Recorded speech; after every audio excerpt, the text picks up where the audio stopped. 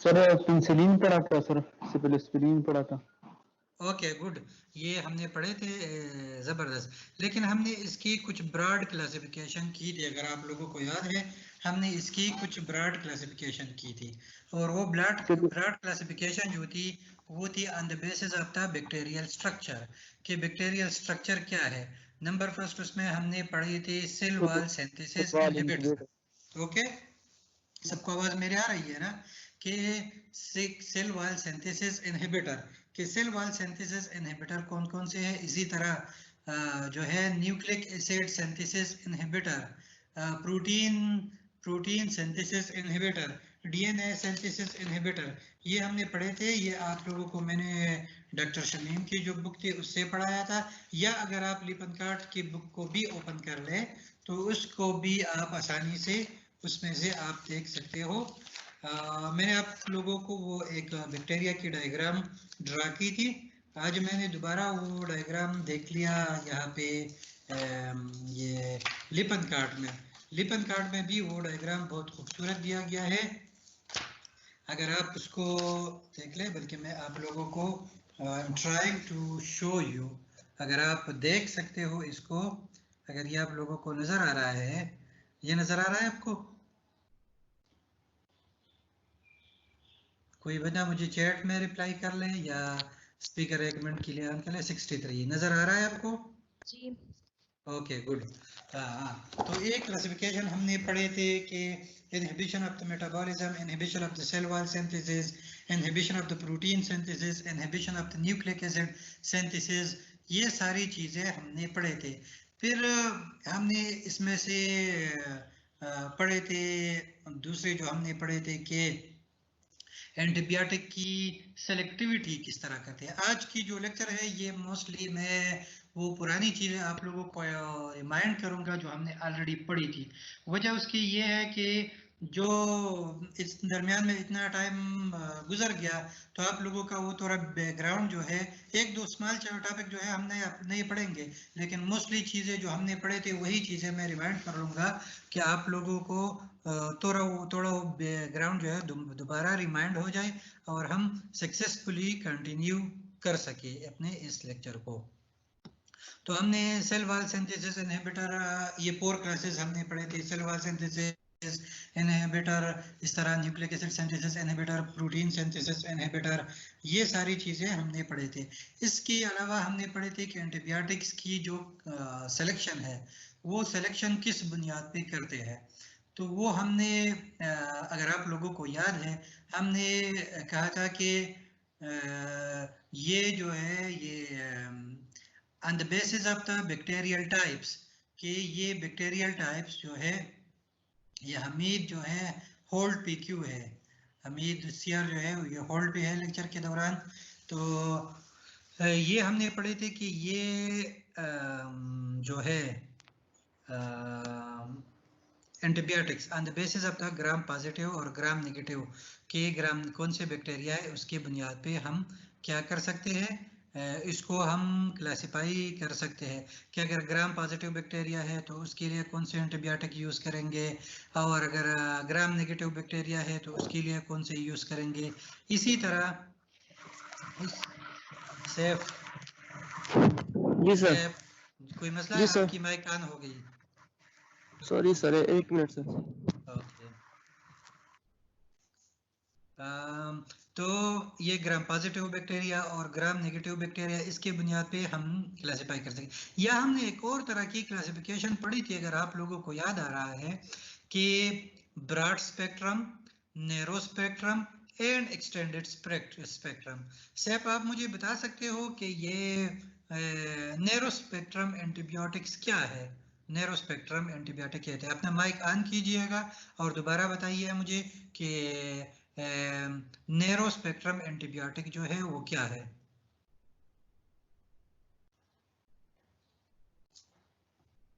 अच्छा, सैफ को शायद मेरी आवाज नहीं जा रही है। ये 084 रूल नंबर 084 अपना माइक जरा ऑन कीजिए।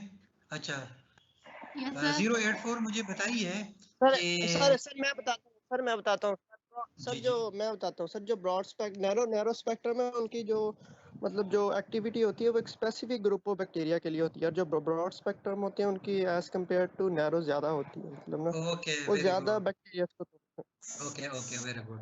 या हम जो पढ़े थे कि ग्राम पॉजिटिव बैक्टीरिया के अगर खिलाफ हो तो उसको हम नैरो स्पेक्ट्रम एंटीबायोटिक्स कहेंगे। और अगर हम ब्रॉड स्पेक्ट्रम करते हैं तो broad spectrum is those antibiotic which is effective against gram positive and gram negative bacteria. सही है, अपना माइक अभी ऑफ कीजिए। अच्छा, इसके अलावा हमने कुछ चीजें और भी पढ़ी थी कि इसकी जो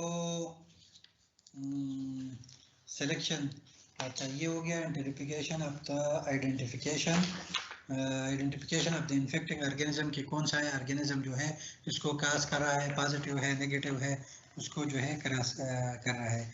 इसके अलावा हमने दूसरा पढ़ा था, दूसरा रीजन वो था कि इसके लिए हम कौन सा थेरेपी जो है वो सेलेक्ट करते हैं कि मतलब this antibiotics will effect how long, time की बुनियाद पे कि या स्पेसिफिक स्पीशीज के खिलाफ कि ये स्ट्रेप्टोकोकस है, स्टेफिलोकोकस है। मैंने आपको बताए थे कि जो अपर रेस्पिरेटरी ट्रैक्ट में बैक्टीरिया है वो एक किस्म के एंटीबायोटिक होंगे, जो लोअर रेस्पिरेटरी ट्रैक्ट है वो किसी और किस्म के होंगे। इसी तरह जो यूरिनरी ट्रैक्ट इन्फेक्शन है यूटीआई, वो कुछ और टाइप के बैक्टीरिया होंगे या माइक्रोब्स होंगे। तो उसकी बुनियाद पे भी हम एंटीबायोटिक्स मतलब the specificity of the micro organism, उसके बुनियाद पे हम कर सकते हैं कि यूटीआई है, आरटीआई है, एलटीआई है, कौन सा इन्फेक्शन है, कौन से बैक्टीरिया ने काज किया है, तो उसके मुताबिक हम करते हैं। इसके अलावा एक और दो चीज़ें हम लोगों ने पढ़ी थी, अगर आप लोगों को याद आ रहा है। आज का लेक्चर मैं दोबारा आपको बताता चलूँ, जिन लोगों ने अभी ज्वाइन किया है मैं उनके लिए रिमाइंड करता चलूँ कि आज का जो लेक्चर है वो मोस्टली रिवीजन टाइप होगी प्रीवियस लेक्चर का, प्रीवियस 3-4 लेक्चर या 2-3 लेक्चर जो हमने लिए थे। वजह इसकी ये है कि दरमियान में काफ़ी टाइम गुजर गया है कि आप लोगों को थोड़ा रिमाइंड हो जाए। तो इसके अलावा हमने एंटीबायोटिक्स की या एंटीबैक्टीरियल एजेंट की, हाँ इससे पहले एक और चीज़ हम एंटीबायोटिक या एंटीबैक्टीरियल से पहले में एक और चीज़ हमने क्लासिफिकेशन हमने इसकी पढ़ी थी, antibacterial, anti protozoal, anti viral और एंटी एंथेल्मेंटिक्स। ओके, एंटी हेलमेंटिक्स या एंथेल्मेंटिक्स उसको शॉर्टकट कह सकते हैं। तो ये क्लास नंबर 46, रोल नंबर 46 जो है वो अपना माइक जरा ऑन कीजिए और मुझे बताइए कि इनमें से क्या डिफरेंस है। 46 को मेरी आवाज आ रही है?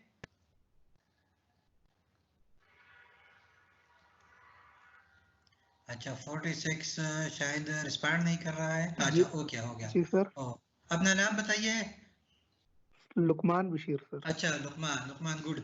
लुकमान, आप मुझे जरा बताइए कि ये anti viral, anti bacterial, anti protozoal और एंटी हेलमेंटिक या एंथेल्मेंटिक इसको शॉर्टकट बोलते हैं, इनमें से क्या डिफरेंस है और ये क्यों उसको ये नाम दिए गए हैं?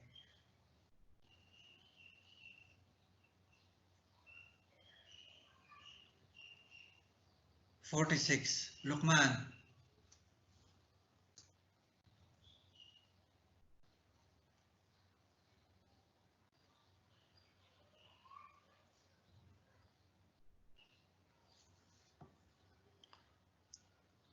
सिक्सटी थ्री मुझे जरा बताइए, 63 को मेरी आवाज जा रही है? जी सर, ये जो एंटीवायरल और एंटी फंगल है ये on the basis of their action है। जैसे एंटीवायरल है ये वायरल इन्फेक्शंस के लिए होते हैं, जो फंगल है वो फंगल इन्फेक्शंस के लिए होते हैं। इस तरह इनके name. Okay good, okay good, very good. हाँ, ये एंटी प्रोटोजोल जो है that is effective against protozoal agent. Okay, protozoa जो है उसके खिलाफ जो इफेक्टिव है, जैसे फ्लैजिल वगैरह है। इसके अलावा जो है लुकमान, आपने प्रेजेंट तो कहा लेकिन मैं आपसे क्वेश्चन पूछ लिया था आपने मैंने आपसे पूछा था कि anti viral, anti bacterial, anti protozoal, anti fungal और एंटी हेलमेंटिक या एंथेलमेंटिक में डिफरेंट क्या है। तो 63 ने बता दिया कि जो फंजाई के खिलाफ अगर इफेक्टिव है that is anti fungal. Okay, इसी तरह अगर बैक्टीरिया के खिलाफ इफेक्टिव है that is those are what, those are anti bacterial agents. इसी तरह अगर वायरस के खिलाफ अगर इफेक्टिव है, वायरस के खिलाफ अगर इफेक्टिव है तो those are antiviral. Antiviral. Okay, very good. Okay okay, अब अभी अपना माइक ऑफ कर सकते हो। ठीक है, मुझे पता चल गया आपको याद है। ये आसान चीज है लेकिन चूंकि आप लोगों की उसके लिए मैं रिमाइंड करना चाहता हूँ। सही है। इसके अलावा फिर हम एंटीबैक्टीरियल में से जब आ जाते हैं तो एंटीबैक्टीरियल में से हमने पढ़े थे बैक्टीरियोस्टैटिक एंड बैक्टीरिसिडल एजेंट। ये मुझे कौन बताएगा? मैं पूछता हूँ। ओके, 17 जो है, 17 क्लास नंबर 17, रोल नंबर 17 जो है, मुझे ज़रा बताइए कि ये बैक्टीरियोस्टैटिक और बैक्टीरिसिडल एजेंट क्या है। अपना माइक ऑन कीजिए, बल्कि आपका माइक ऑन है, और मुझे बताइए कि ये बैक्टीरियोस्टैटिक और बैक्टीरिसिडल एजेंट क्या क्या है। सर, जो बैक्टीरियोस्टैटिक होते हैं वो इनहिबिट करते हैं ग्रोथ ऑफ बैक्टीरिया की, और जो बैक्टीरियोसाइडल होते हैं वो किल करते हैं बैक्टीरियल ग्रोथ को। Okay, very good. आप लोगों को ये जो आपकी क्लास पे लोग बात कर रहे हैं ये आप लोग फिर सुन सकते हो बाकी members? Yes sir. Okay, good जी सर, गुड। सुन सकते हैं sir. Okay honey, good good. Okay, good Lukman. अच्छा, तो बैक्टीरियोस्टैटिक और दोज एजेंट जो इनहिबिट करते हैं ग्रोथ ऑफ द बैक्टीरिया को। और bacteriocidal agents are those agent which kill the bacteria and by that way it inhibit the infection of the ceases the infection or inhibit the infection। इसमें से एक point मैंने बताया था या नहीं बताया था, लेकिन आज मैं चूंकि जो पढ़ रहा था वो प्रीवियस लेक्चर को पढ़ रहा था तो ये सिर्फ लिपन फैट में मुझे शायद मिला, और वो पॉइंट ये था, ये शायद उस दिन मैं भूल गया था, कि देयर आर सम एजेंट्स वो बैक्टीरियोस्टैटिक होंगे, बजाते खुद वो बैक्टीरियोस्टैटिक होंगे किसके लिए? एक किस्म के बैक्टीरिया के लिए। For example, one agent is bacteriostatic against streptococcus और same agent will be bactericidal against staphylococcus. Okay, staphylococcus के खिलाफ वो बैक्टीरिसिडल होगा, एक बैक्टीरिया के खिलाफ वो बैक्टीरिसिडल होगा, और दूसरे बैक्टीरिया के खिलाफ वो बैक्टीरियोस्टैटिक होगा। तो ये पॉइंट आप याद कीजिएगा। अगर आप लोग एग्जाम्पल करना चाहते हो वो लिपन कार्ट में भी है, और मैं भी आपको बता सकता हूँ। फॉर एग्जाम्पल यहाँ पे उन्होंने दिया है लिनोजिलिड, LINEZOLID। Linozolid is a bacteriostatic agent against Staphylococcus aureus and Enterococci। ये इन दो बैक्टीरिया Staphylococcus aureus और Enterococci के खिलाफ जो है ये बैक्टीरियोस्टैटिक है, but it is bactericidal against most strain of the Staphylococcus pneumonia। Staphylococcus pneumonia के खिलाफ ये लिनोजोलिड जो है ये बैक्टीरिसाइडल है, और स्टेप्टोकोकस आरियस और एंटेरोकॉक्सी जो है उनके खिलाफ बैक्टीरियोस्टैटिक है। तो ये पॉइंट शायद उस दिन मैं भूल गया था या बताया था, मुझे याद नहीं अभी, लेकिन आज मैंने पढ़ लिया तो मैंने कहा चलो आप लोगों के साथ ये भी दोबारा शेयर कर लो। अच्छा, मिनिमम इनहिबिटरी कंसंट्रेशन, ये चूंकि मैं आप लोगों से आज ज़्यादा इंटरेक्शन इसलिए कर रहा हूँ कि ये सारी चीज़ें मैंने पढ़ाई थी और मुझे इस तरह पता चल जाएगा कि आप लोगों को मेरी आवाज़ सही आ रही है या नहीं आ रही है, और दूसरा ये है कि आप लोगों को कितना याद है। मुझे कम्प्लीटली अभी तक जो मुझे अंदाज़ा हुआ ये है कि आप लोगों को माशाल्लाह चीज़ें काफ़ी सारी याद है, तो मेरे ख्याल में उन पुरानी चीज़ों को रिमाइंड करने की ज़रूरत नहीं है, बल्कि हम नेक्स्ट लेक्चर से आगे जाएंगे। ये सारी चीजें आप लोगों को याद है। तो मुझे कोई बताइए 17 ऑनलाइन है, 17 मुझे बताइए कि मिनिमम इनहिबिटरी कंसंट्रेशन जो है, मिनिमम इनहिबिटरी कंसंट्रेशन क्या है? 17, class number 17। Class number 17, roll number 17 बताइए या चैट में लिखिए, जो भी आपके लिए इजी है, कि minimum inhibitory concentration, minimum inhibitory concentration क्या है? 17 रिस्पॉन्ड नहीं कर रहा है। अच्छा, कादिर 12 मुझे बताइए कि मिनिमम इनहिबिटरी कंसंट्रेशन क्या है?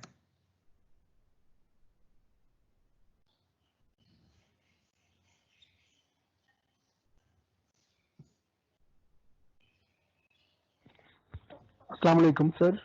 वालेकुम सलाम जी कादिर, आप मुझे बता सकते हो कि मिनिमम इनहिबिटरी कंसंट्रेशन क्या है? यस यस, ओके, सैफ ने भी बता दिया कि मैं बता सकता हूँ। हाँ सैफ, आप भी बता सकते हो। कादिर और सैफ, आप में से कोई एक बता दें।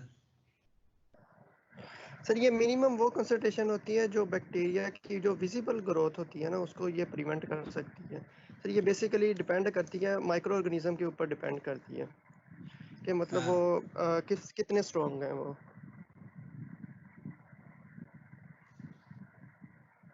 हाँ बिल्कुल, ये विजिबल सर ग्रोथ ये जो है इनहिबिट करते बेसिकली हैं जो उसकी। मिनिमम जो सर हम मिनिमम जो हाँ, हमें कंसंट्रेशन रिक्वायर्ड होती ये है ना कुछ आइडिया विजिबल है, ग्रोथ ये को मैंने नहीं प्रिवेंट बताया करने था के लिए। लेकिन। अच्छा, इसमें एक पॉइंट मैं आपसे पूछ लूं मजीद, ये मैंने बताया नहीं था, लेकिन क्या आप मुझे बता सकते हैं कि विजिबल ग्रोथ का क्या मकसद है? ये किस चीज से टेस्ट करते हैं? ये विजिबल ग्रोथ विजिबल जिसमें ग्रोथ आपने बता सर दिया। हम इससे क्या मतलब सर अच्छा, मैं बताता हूँ इसको। इसको विजिबल ग्रोथ दो तरीकों से आप कैल्चर कर सकते हो। एक तो ये है कि आप लोगों ने वो एगर प्लेट देखे होंगे, एगर प्लेट, उसमें मुख्तलिफ कॉलोनीज बैक्टीरिया की जो है स्प्रेड करते हैं। जो प्लेट होते हैं बैक्टीरियल एगर प्लेट होते हैं, उसके ऊपर बैक्टीरिया स्प्रेड करते हैं। जब वो ग्रो करते हैं तो उसके ऊपर जो है एंटीबायोटिक्स लगाते हैं। एंटीबायोटिक जब लगाते हैं तो वो कॉलोनी जो बनी होती है, वो कॉलोनी को देखते हैं कि कितनी कॉलोनीज उन्होंने इनहिबिट किया है। एक ये तरीके से देखते हैं। दूसरा जो है वो लिक्विड एगर मीडिया जो होता है, ब्रोथ या एगर ब्रोथ जिसे बोलते हैं, एक ट्यूब सा होता है, उस ट्यूब में मीडिया डालते हैं और उसमें से बैक्टीरिया डालते हैं, और ऊपर से क्या डालते हैं, उस वो ड्रग भी डालते हैं। तो वो कंसंट्रेशन देखते हैं कि वो टर्बिड कितना टर्बिड हुआ है। ये लिपन कार्ड में एक डायग्राम भी उन्होंने दिया हुआ है। मैं I am trying to show you this in the video. मैं आपको ये वीडियो में दिखाने की कोशिश करता हूँ। अगर आप लोगों को एक मिनट,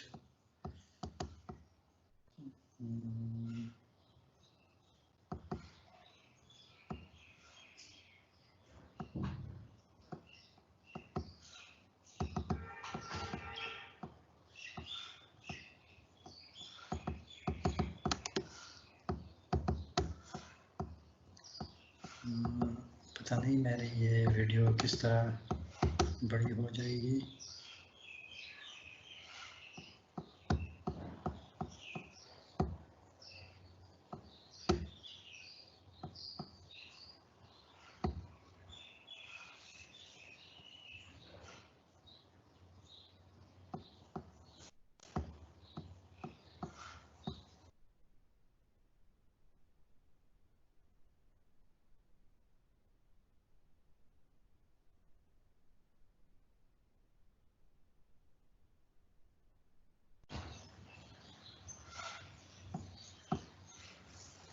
बहरहाल मेरे ख्याल में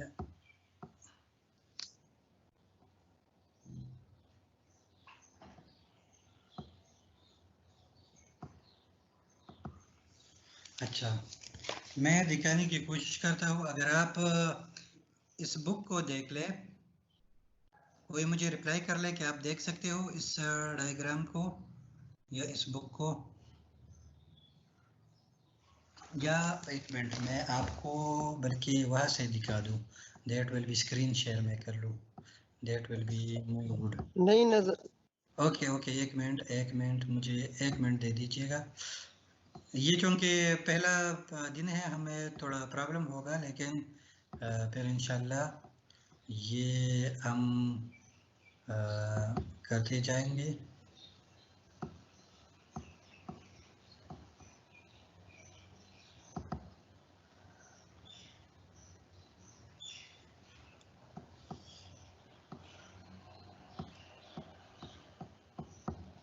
एक मिनट, मैं आप लोगों के साथ अभी स्क्रीन शेयर करूंगा क्योंकि मेरे पास फॉर्चुनेटली ये बुक जो है ऑनलाइन में भी मौजूद है। तो मैं आप लोगों के साथ अभी स्क्रीन शेयर करता हूँ। स्क्रीन शेयर ये होगा कि आप लोग ये डायग्राम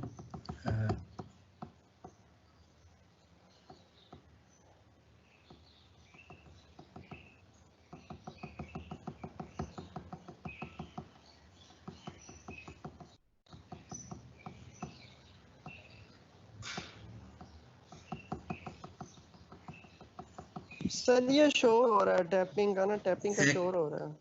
एक मिनट मुझे दे दीजिएगा, अभी शेयर हो जाएगी।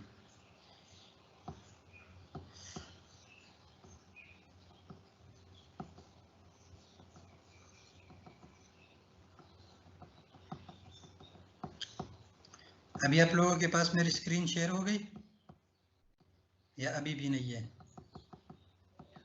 यस सर, हो गई है। अच्छा, देख लो अब ये डायग्राम जो है इसमें ये डायग्राम जो है ब्लैंक स्क्रीन आ रही है। ब्लैंक स्क्रीन नजर आ रही है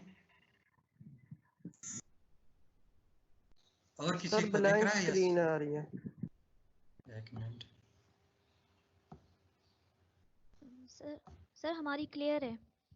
अच्छा, मैं दोबारा करता हूँ। सैफ का इंटरनेट प्रॉब्लम है सर। अच्छा सही।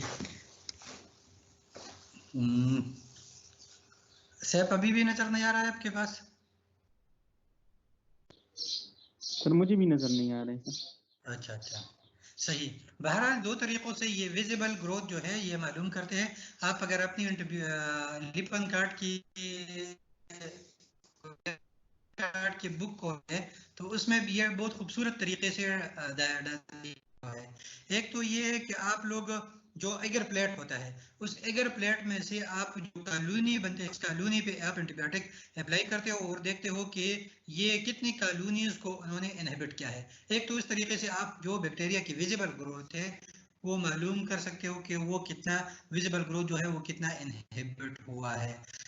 दूसरा ये होता है कि जो लिक्विड ब्लॉक मीडिया होता है उसमें से आप मुख्तलिफ ट्यूब्स में मीडिया डालते हो और मीडिया में सेम अमाउंट ऑफ बैक्टीरिया डालते हो। वो 24 आवर के लिए या 6 आवर के लिए, 7 आवर के लिए, 8 आवर के लिए जो भी टाइम देते हैं अकॉर्डिंग टू एंटीबायोटिक्स उसके मुताबिक देते हैं और एक खास डिफरेंट ट्यूब्स में आप खास कंसंट्रेशन देते हो। For example 0.5 milligram, 1 milligram, 2 milligram, 4 milligram, 8 milligram, वो सीरियल डाइल्यूशन करते हैं कि लोअर से हाई कंसंट्रेशन की तरफ आप जाते हैं। तो आप उस मीडिया की टर्बिडिटी को देखते हो। अगर आप उसकी टर्बिडिटी को देख लो तो जो लोअर कंसंट्रेशन एंटीबायोटिक है उसमें से क्या होता है, उसमें से अच्छा ओके सैफ, ओके मुझे नजर आया। मैं एक और चीज करता हूँ शायद ये काम कर जाए।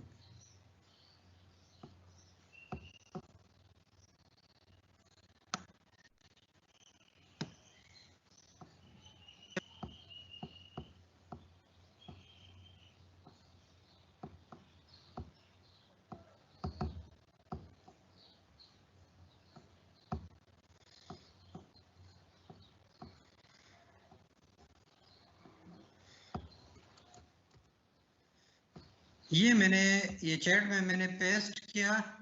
चैट में आप देख सकते हो।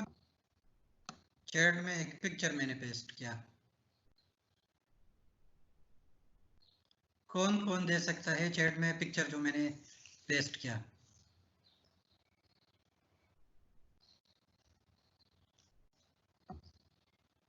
ओके 46 ने बता दिया कि देख सकता हूँ। सही। तो अगर आप इसको देख लें, इस डायग्राम को, इस डायग्राम में जो है आप क्लियरली देख सकते हो कि ये मुख्तलिफ ट्यूब्स हैं। इस ट्यूब में क्या है, एगर मीडिया है और एगर लिक्विड ब्रॉथ मीडिया है, उसपे से एंटीबायोटिक्स डाले हैं। वो एंटीबायोटिक्स जो है वो एंटीबायोटिक्स क्या कर रहा है, वो मुख्तलिफ ग्रेडियंट सीरियल डाइल्यूशन से दिए गए हैं। 0.5 है, लोएस्ट एंटीबायोटिक कंसंट्रेशन है। फिर 1, 2, 4, 8, 16, 32, 64 तक ये दिए गए हैं। तो ये शो क्या करना चाहते हैं, इसमें से ये शो करना चाहते हैं कि ये विजिबल ग्रोथ जो है, अगर आप देख रहे हो जितनी एंटीबायोटिक की कंसंट्रेशन ज्यादा हो रही है तो वो ग्रोथ जो है, ग्रोथ ऑफ द बैक्टीरिया, अगर आप देख सकते हो तो ये 4 तक या ज्यादा से ज्यादा आप 8 तक कह सकते हो कि उसमें से कुछ न कुछ बैक्टीरिया की ग्रोथ नजर आ रही है, क्योंकि वो व्हाइटिश कलर है। सही है। इसी तरह ये तो जस्ट उन्होंने रिप्रेजेंटेशन के लिए कलर दिया हुआ है, लेकिन नॉर्मली हम टर्बिडिटी मालूम करते हैं कि अगर कोई है टर्बिडिटी ज्यादा है, टर्बिडिटी टू ज्यादा है, तो इसका मतलब ये है कि ग्रोथ बहुत ज्यादा है। और जब टर्बिडिटी कम होती जाएगी ऐसी कंसंट्रेशन जिसमें से ये टर्बिडिटी खत्म हो जाती है, that does is called the minimum inhibitory concentration. उसको कि इसका कंसंट्रेशन क्या है, इनहिबिट क्या है बैक्टीरियल ग्रोथ को। समझ आ रही है सैफ समझ आ रही है? सैफ अपना माइक जरा ऑन कीजिए और मुझे बताइए कि समझ आ रही है या नहीं। जी सर समझ आ रही है सर, अभी हो गया वो, अभी नजर आ रहा है। Okay good. तो ये मिनिमम इनहिबिटरी कंसंट्रेशन के बारे में शायद उस दिन हमने डिटेल से इतनी बात की थी या नहीं की थी, आज इसका मौका पड़ा, बहरहाल ये हमने बताया था। इसी तरह minimum bactericidal concentration is that dose which वो इनहिबिट करते हैं कि आपको वो ग्रो टर्बिडिटी वाली माध्यम होती है। और मिनिमम बैक्टीरियाइडल कंसंट्रेशन वो होगी कि बिल्कुल क्लियर जो आप लोगों को नजर आ जाए कि उसमें कोई भी बैक्टीरिया अगर नहीं है, दैट इज बैक्टीरियाइडल कंसंट्रेशन, वो बैक्टीरियाइडल कंसंट्रेशन होगी। अच्छा, इसके अलावा एक और चीज हमने पढ़ी थी, एब्जॉर्प्शन या रूट ऑफ एडमिनिस्ट्रेशन, कि किस रूट से हम एडमिनिस्टर करते हैं एंटीबायोटिक्स, और उसमें से मुख्तलिफ फैक्टर्स हमने पढ़े थे। फॉर एग्जांपल हमने पढ़ी थी ब्लड ब्रेन बैरियर के बारे में, कि अगर कोई ड्रग जो है वो स्मॉलर इन साइज है या लिपोफिलिक है, मतलब लिपिड सॉल्युबिलिटी ऑफ ड्रग है, लिपिड सॉल्युबल ड्रग है, that can easily cross the blood brain barrier, वो ब्लड ब्रेन बैरियर को आसानी से क्रॉस करता है। अगर उसकी साइज बहुत छोटी है तो वो आसानी से इस्तेमाल कर सकते हैं। इसके अलावा मैंने आप लोगों को बताया था कि इसके लिए जो है, जो मेडिसिनल केमिस्ट होते हैं, कंप्यूटेशनल केमिस्ट जो होते हैं या सिंथेटिक केमिस्ट जो होते हैं, वो स्पेशली ड्रग्स को इसी तरह डिजाइन करते हैं कि किसी न किसी तरीके से ये ब्लड ब्रेन बैरियर को क्रॉस कर ले। और वो कौन से इन्फेक्शन के लिए? अकेले ब्लड ब्रेन बैरियर, इस तरह के बहुत सारे ब्लड ब्रेन बैरियर, चूंकि आप लोगों ने बहुत ज्यादा पढ़ा है तो इसलिए हम बार एग्जांपल लेते हैं। इसके अलावा जो है फॉर एग्जांपल डायबिटिक पेशेंट जो है, उनमें भी ये ड्रग की डायबिटिक पेशेंट जो है उनमें भी चूंकि ये ड्रग की प्रेशर कम होती है या फ्लो कम होती है, मुख्तलिफ पार्ट्स तक ब्लड आसानी से नहीं पहुंच सकता, तो ड्रग इसी तरह डिजाइन करते हैं कि वो आसानी से उस एरिया तक पहुंच जाए। आप लोगों ने देखा होगा कि एक तो उसमें से वो माइक्रोब इस तरह ग्रो करते हैं कि शुगर लेवल वगैरह वो बहुत ज्यादा होती है वहाँ पे डायबिटिक पेशेंट में। लेकिन एक रीजन ये भी है कि ड्रग आसानी से पहुंच नहीं सकते जो इन्फेक्टेड एरिया होता है, तो उसी वजह से वो जगह खराब हो जाए, जैसे एडिया वगैरह है। ये डायबिटिक फुट वगैरह जो होती है या डायबिटिक पेशेंट में ये खराब जो होती है, उसकी मेन रीजन एक ये भी है कि उसमें ये ड्रग पहुंच नहीं सकती क्योंकि ब्लड फ्लो कम होती है। बहुत सारे कंडीशन होते हैं, मुख्तलिफ वास्कुलर डिजीज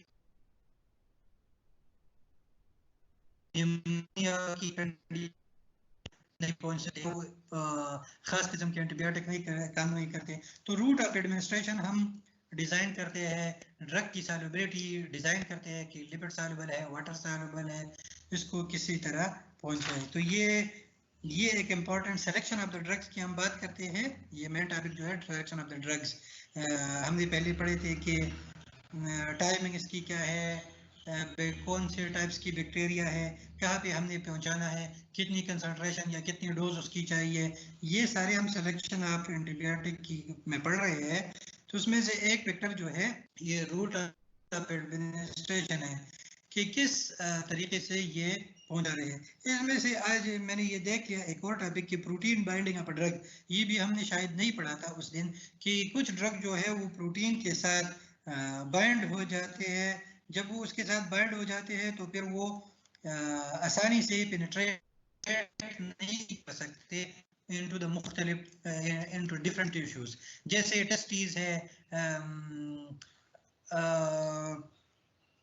सेरेब्रोस्पाइनल फ्लूइड है, उन एरिया में ये ड्रग्स फिर आसानी से नहीं पहुंच सकते क्योंकि ये प्रोटीन के साथ बाइंड हो जाते हैं। तो ये सारी चीज़ें हमने कंसिडर करने होते हैं सिलेक्शन ऑफ अ ड्रग के लिए है कि कौन कौन सी चीज़ें जो है ये अफेक्ट कर सकते हैं। इसके अलावा पेशेंट फैक्टर्स ये हमने ऑलरेडी पढ़े थे, दोबारा हम इसको थोड़ा रिमाइंड करते हैं, दोबारा पढ़ते हैं। इसमें से एक तो ये है कि उसको कोई डिजीज पहले से है या नहीं, जिस तरह हमने डायबिटीज की बात की कि वो डायबिटिक है या कोई और डिजीज को है या नहीं है, उसकी रीनल फंक्शन क्या है, उसके हेपेटिक फंक्शन क्या है। फॉर एग्जांपल हमने बताया था, ये हम इस पे हमने काफी सारी बहस की थी कि जो हेपेटिक एंजाइम है P450 सिस्टम जो है मुख्तलिफ ड्रग्स को वो मेटाबोलाइज करते हैं और मेटाबोलाइज होने के बाद ही फिर वो पहुंच जाते हैं या एक्शन कर सकते हैं या उसके मेटाबोलाइट एक्टिव हो जाते हैं।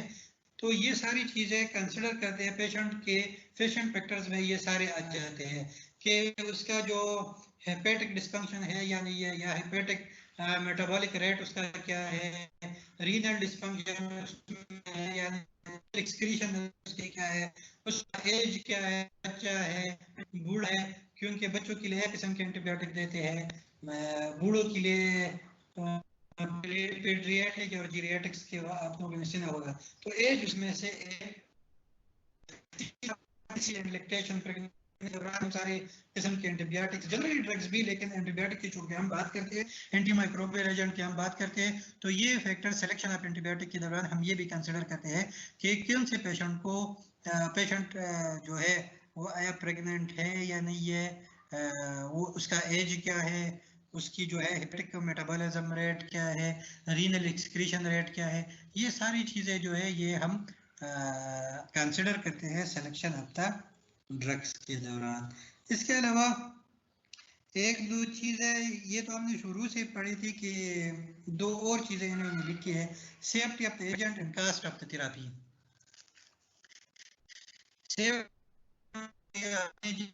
किए थे, बल्कि एंटीबायोटिक की डिफिनीशन जो हमने बताई थी उसमें से हमने कहा था मुझे कोई बताता है, मुझे पूछ लूँगा, ज़रा पता भी चल जाए कि सब सारे सो रहे हैं, क्योंकि दोपहर का टाइम है, सारे सो रहे हैं या कोई है भी। एक बंदा मुझे माइक ऑन कीजिए, 75 अपना माइक जो है ऑन कीजिए और मुझे ज़रा बताइए कि एंटीबायोटिक्स या एंटी माइक्रोबियल एजेंट की हमें बताइए, मुझे बताइए। 74 कौन है? 74 इज देयर। 74 को मेरी आवाज जा रही है?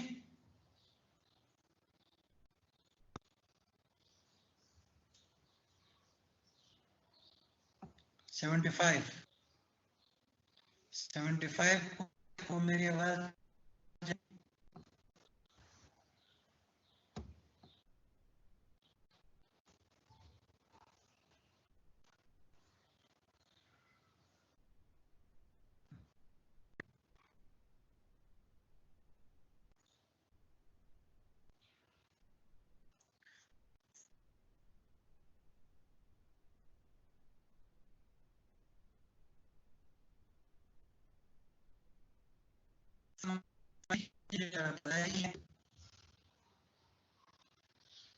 Anybody can tell me कि एंटी माइक्रोबियल एजेंट की डिफिनीशन।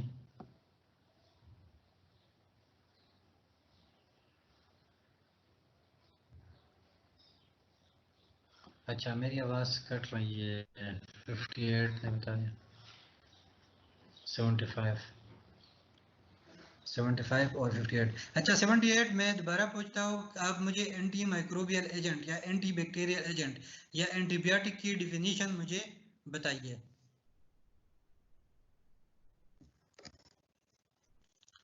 एंटीबायोटिक या एंटीबैक्टीरियल एजेंट?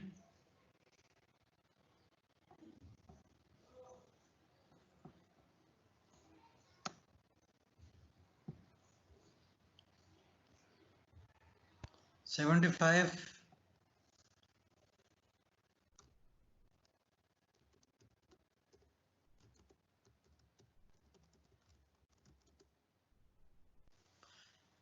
नहीं, ये तो सही है कि kill micro organism and stop growth, ये तो सही है, लेकिन उसमें डिफिनीशन में हमने एक खास चीज बता दी कि that can kill the bacterial cells with minimum effect to the normal cells. इस तरह हमने कुछ चीज बताई थी या नहीं थी? कोई मुझे रिस्पॉन्ड कीजिएगा।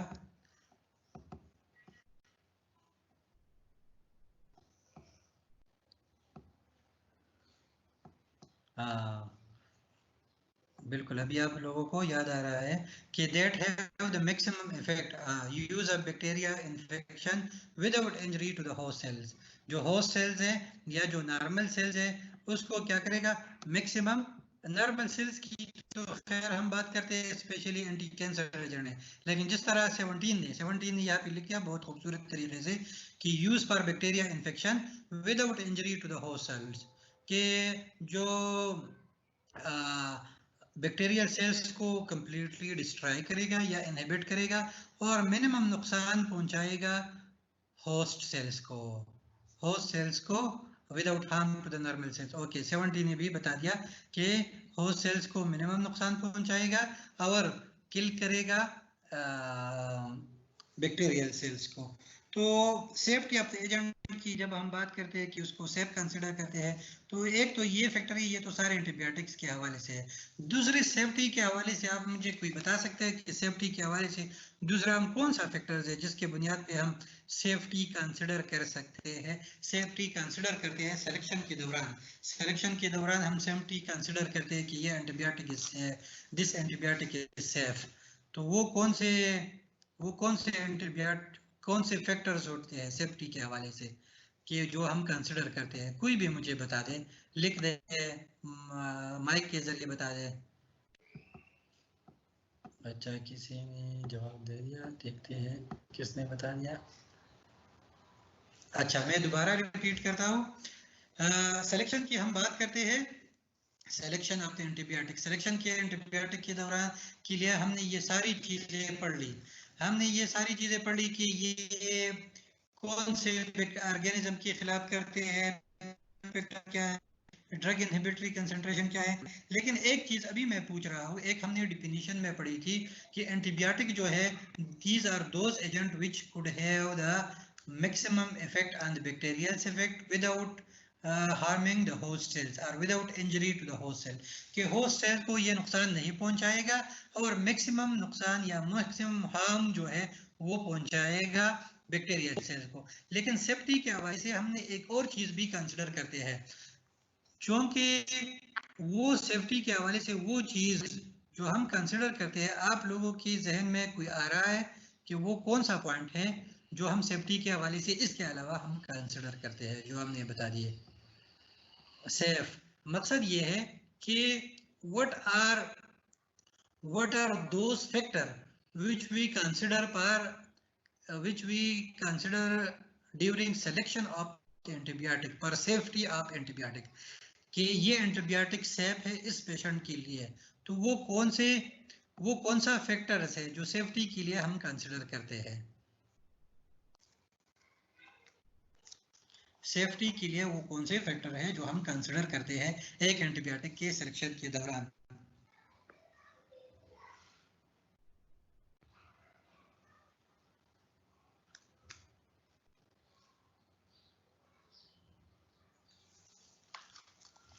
कोई और मुझे बता सकता है? कोई भी मुझे रिस्पॉन्ड कर ले कि सेफ्टी के हवाले से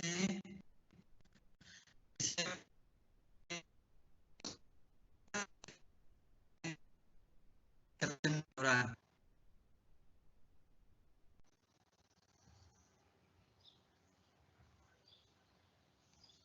अदर अंडरलाइंग डिजीज, ये तो हो गया, ये तो ये चीज़ें हमने बता दी।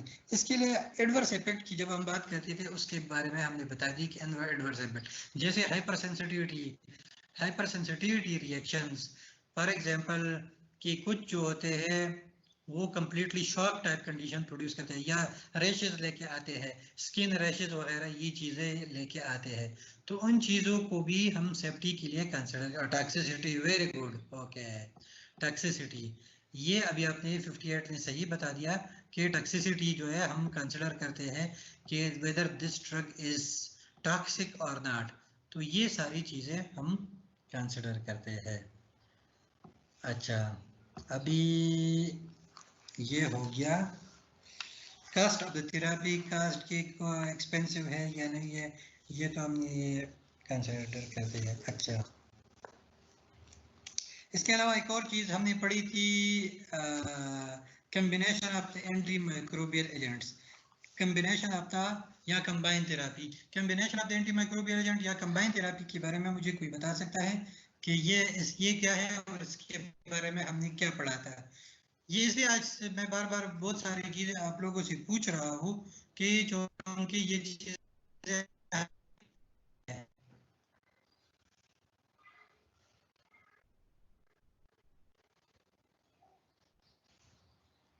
about abnormalities such as white blood cells count, ये हाँ ये डिजीज कंडीशन हो गया। लेकिन अभी मैं दूसरे टॉपिक के बारे में पूछ रहा हूँ कि combination of anti microbial therapy, इसका मकसद क्या है कम्बिनेशन थेरेपी का, या इसका कोई एग्जांपल हमने पढ़ा था या कोई चीज़ बनाया था, या कंबाइन थेरेपी या कम्बिनेशन थेरेपी हम क्यों देते हैं? कोई मुझे बता दे कि कम्बिनेशन थेरेपी हम क्यों देते हैं, कंबाइन थेरेपी का मकसद क्या होता है? Therapy which target 2 or more microbes. No, 58 you are okay, very good. 17 ने बहुत खूबसूरत जवाब दे दिया कि पर potential effect of the drugs broad spectrum.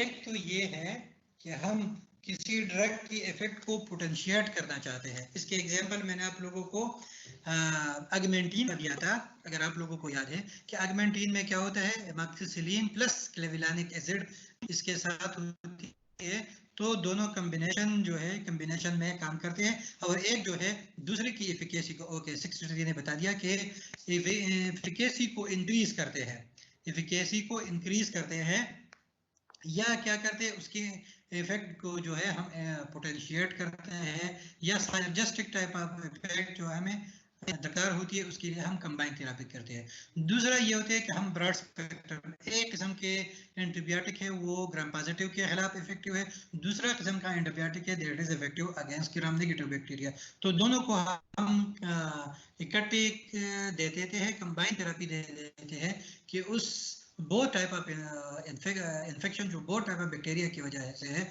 उसको ख़त्म कर ले, उसको स्टैटिक कर ले या इनहिबिट कर ले, इसी वजह से देते हैं।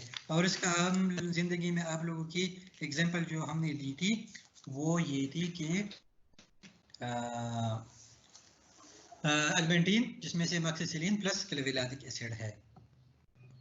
अच्छा, ये मेरे ख्याल में फर्स्ट लेक्चर में हमने पढ़ी थी, इसके अलावा दूसरे लेक्चर में हमने फिर पढ़ी थी डायरेक्ट क्लासिफिकेशन पे हम आ गए थे कि cell wall synthesis inhibitor, okay, cell wall synthesis inhibitor या सेल वॉल सिंथेसिस इनहिबिटर या पेनिसिलिन, उसमें से हमने प्रोटोटाइप ऑफ ड्रग पढ़ी थी, प्रोटोटाइप ड्रग उसमें से हमने जो पढ़ी थी वो थी पेनिसिलिन। तो पहले आते हैं सेल वॉल सिंथेसिस इनहिबिटर की तरफ और फिर जो है फिर हम आते हैं अपने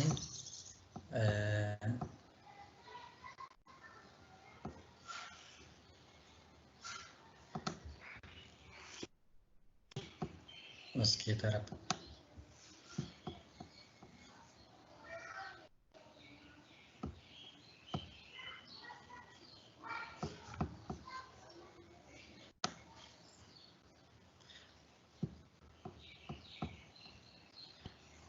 आज चूँकि ये सारी चीज़ें पहले से हमने की है तो इसलिए मैंने नोट्स अभी पहले से अपलोड नहीं किए। Next time I will try कि मैं ये सारे मटेरियल जो है पहले भी अपलोड करता जाऊँ और आप उसको पहले भी देख सकते हो या अपने कंप्यूटर से भी देख सकते हो। अगर मेरा स्क्रीन आप लोगों के साथ शेयर नहीं हो रहा है तो उसको आप देख सकते हो।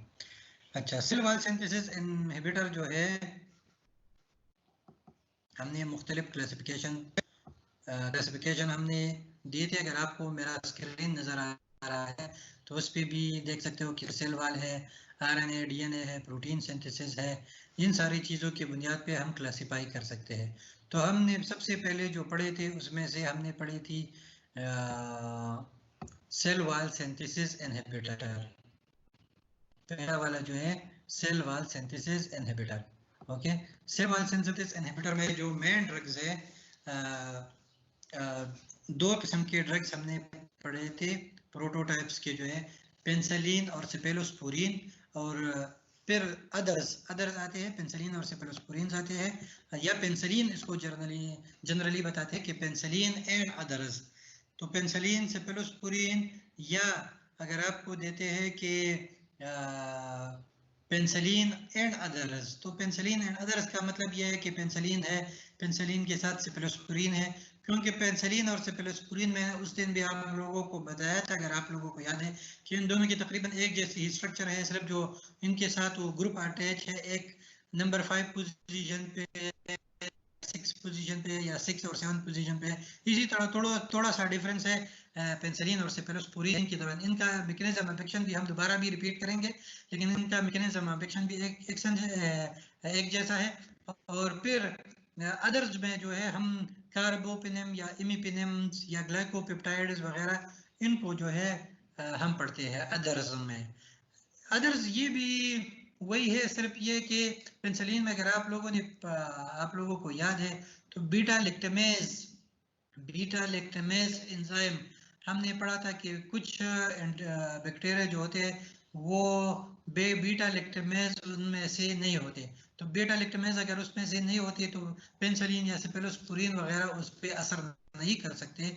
अगर पेनिसिलिन और सेफेलोस्पोरिन उस पर एक्शन नहीं कर सकते तो उसका क्या होता है, एक्शन नहीं कर सकते, तो उसके लिए ये कुछ मॉडिफिकेशन कराई गई है। ये पेनिसिलिन और सेफेलोस्पोरिन वगैरह इनके सब क्लासेस बनाए गए हैं, और ये फिर इफेक्टिव हो जाते हैं उन बैक्टीरिया के खिलाफ जिसमें से बीटा लैक्टेमेज नहीं होते। सही है, बीटा लैक्टेमेज एंजाइम वगैरह नहीं होते तो उनमें से ये इफेक्ट होते हैं। बहरहाल हम पहले पढ़ते हैं अपनी पेनिसिलिन को, जो हमने पहले उसी दिन बताए थे। अच्छा,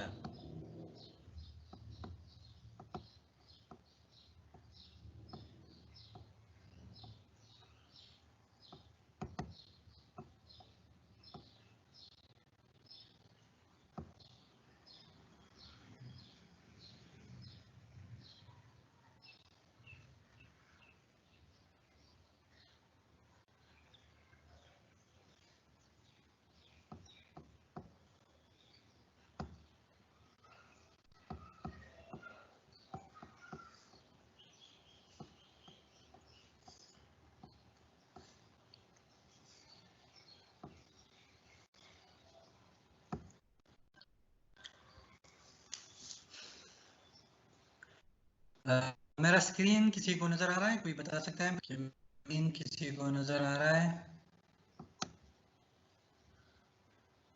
यस सर, आ रहे हैं।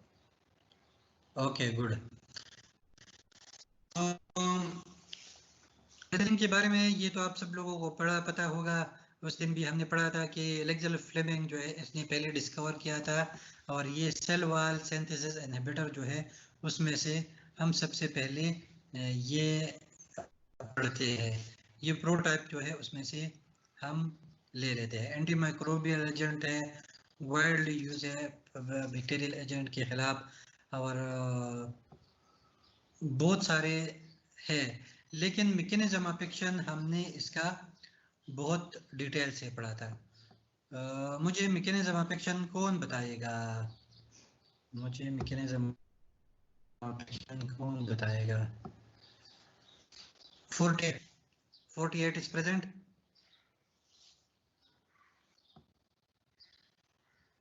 है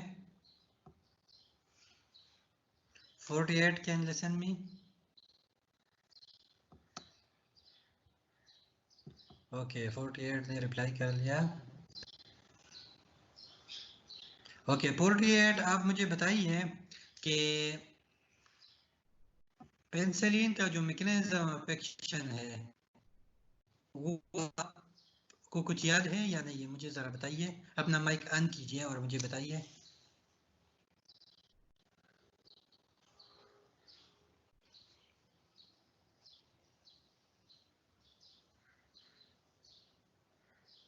By inhibiting cell wall synthesis, no. Simple नहीं है. इसका एक मैकेनिज्म ऑफ एक्शन हमने काफी डिटेल से पढ़ा था. ये तो ठीक है कि मतलब सेल वॉल सिंथेसिस को इनहिबिट करता है, लेकिन किस तरह इनहिबिट करता है? हैदर प्रेजेंट है.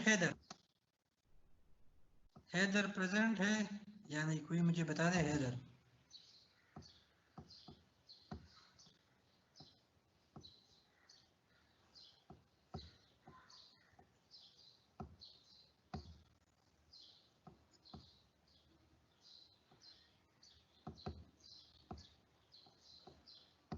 हैदर का नंबर क्या है?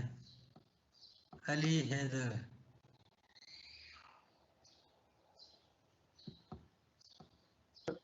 सर उसका रोल नंबर 069. 069. ओके 069 प्रेजेंट है या नहीं है? By inhibit. ओके ये 87 बता रहा है. 48 ने भी बता दिया कुछ. 53 ने भी, 70 ने भी.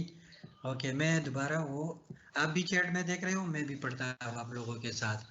48 ने तो सिंपल बता दिया. पहले 48 ने पहले बताया था सिंपल कि सेल वॉल सिंथेसिस इनहिबिट करते हैं, बट फिर उसने बता दिया नेक्स्ट में कि बाय इनहिबिटिंग ट्रांसपेप्टिडेजेस. ओके ट्रांसपेप्टिडेजेस एंजाइम को ये इनहिबिट करते हैं. ट्रांसपेप्टिडेशन इनहिबिट करते हैं, एंजाइम को इनहिबिट करते हैं, या ट्रांसपेप्टिडेशन स्टेप जो है उसको इनहिबिट करते हैं. और ट्रांसपेप्टिडेशन स्टेप जो है वो क्या है? ओके सैफ ने शेयर किया. Good.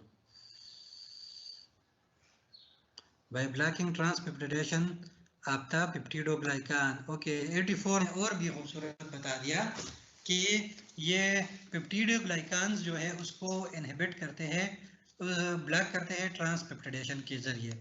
Peptidoglycan you know very well, that is the cell wall जो है उसकी फ्रेगमेंट है या सेगमेंट है. उसको उस सेगमेंट्स को ये क्या करते हैं? ट्रांसपेप्टिडेशन स्टेप जो है उन स्टेप के जरिए ये पेप्टिडोग्लाइकान एक दूसरे के साथ अटैच होते हैं. तो उस अटैचमेंट को ये ब्लॉक करते हैं. ये जब ब्लॉक करते हैं तो सेल वॉल नहीं बनता. जब सेल वॉल नहीं बनता तो उसके आगे क्या होता है? उसके बाद आगे भी एक बंदे ने लिखा है, 70 ने लिखा है,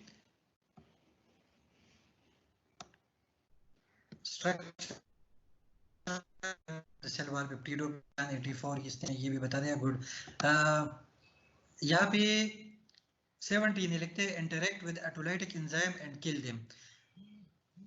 दो तरीकों से करते हैं, किल करते हैं. एक तो या ये इस तरीके से करते हैं कि ऑटोलाइटिक एंजाइम जो है उसको एक्टिवेट करते हैं और वो खुद ब खुद किल करते हैं, या उनके दरमियान जो है जब सेल वॉल नहीं बनता तो थ्रू ऑस्मोटिक प्रेशर उनके दरमियान इतना प्रेशर डेवलप हो जाता है कि सेल बर्स्ट हो जाता है. सेल मेम्ब्रेन जो है वो बर्स्ट हो जाता है और सेल क्या हो जाता है? सेल किल हो जाता है. याद रहेगा ये याद है? मेरे ख्याल में सबको याद है, क्योंकि कुछ लोगों ने बता दिया, लेकिन ये ऑनलाइन क्लासेस है, हम प्रॉपरली उसी तरह इंटरेक्शन नहीं कर रहे हैं या एक दूसरे को नहीं देख सकते प्रॉपरली. तो क्योंकि ये हमने उस दिन बहुत डिटेल से किया था और सबको समझ आया था. ये कोई मुश्किल इसमें नहीं है. ये ट्रांसपेप्टिडेशन स्टेप को इनहिबिट करते हैं. पेप्टिडोग्लाइकान सिंथेसिस को, पेप्टिडोग्लाइकान की सिंथेसिस को। पेप्टिडोग्लाइकान क्या है? वो स्ट्रक्चरल यूनिट है सेल वॉल की। जब उसको इनहिबिट करते हैं उसमें से दो एंजाइम थे, ट्रांसपेप्टिडेज, और इस ट्रांसपेप्टिडेज एंजाइम की दो टाइप्स हमने बताई थी, दो एंजाइम। उन दोनों एंजाइम जो है उन दोनों एंजाइम को इनहिबिट करते हैं। वो दो एंजाइम मुझे कोई बता सकता है, कोई लिख सकता है? वो दो एंजाइम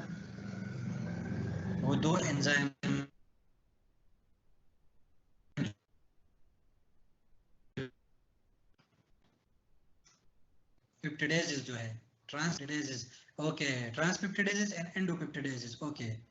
इनको ये क्या करते हैं? इसको ये इनहिबिट करते हैं। जब इसको इनहिबिट करते हैं तो क्या हो जाता है? ये इंटरनल इसके दरमियान इतना ऑस्मोटिक प्रेशर डेवलप हो जाता है कि बैक्टीरिया खुद ब खुद बर्स्ट हो जाता है, या आइटोलाइटिक एंजाइम जो है उसके साथ इंटरेक्ट करते हैं, उसको एक्टिवेट, और वो आइटोलाइटिक एंजाइम जो है इतना प्रेशर यूज करता है कि ये किल हो जाते हैं। वेरी गुड, ये याद रहेगा। इसके अलावा हमने इसके पढ़े थे टाइप्स, पेनिसिलिन के हमने टाइप्स पढ़े थे। पेनिसिलिन के टाइप्स किसी को याद है? मुझे कोई बता सकता है? टाइप्स हमने इसके बताए थे।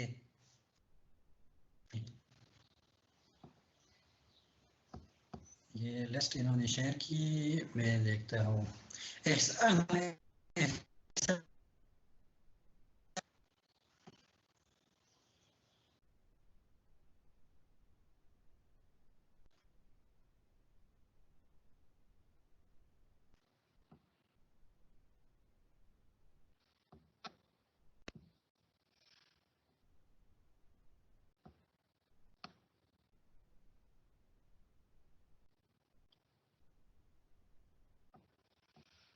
ओके, 84 कौन है?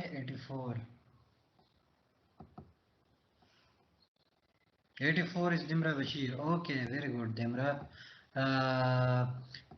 इसने बता दी कि natural and semi synthetic penicillin, या synthetic penicillin and natural penicillin. Natural penicillin की मुझे एग्जांपल बताइए, और कोई बंदा जो मुझे नेचुरल पेनिसिलिन की एग्जांपल बता दें।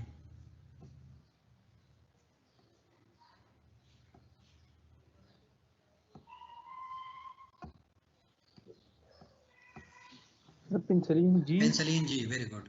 Okay, penicillin G, okay, very good. 17 ने बता दिया पेनिसिलिन जी, या पेनिसिलिन ग्रेन, बेंजाइल पेनिसिलिन वगैरह बहुत सारे टाइप्स हैं उसकी, ये बता दिया। से पेनिसिलिन जी, पेनिसिलिन के, पेनिसिलिन एन, ये सारे। सिंथेटिक पेनिसिलिन की मुझे कोई बता सकता है? सिंथेटिक पेनिसिलिन की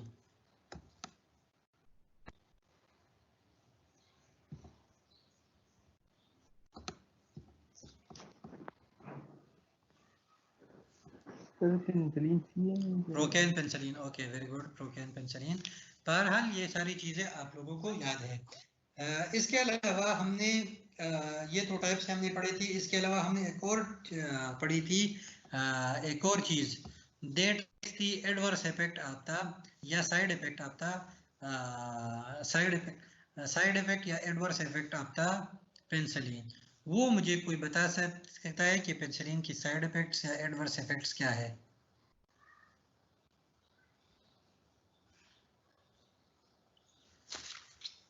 चाहिए, किसी ने रिप्लाई कर दिया।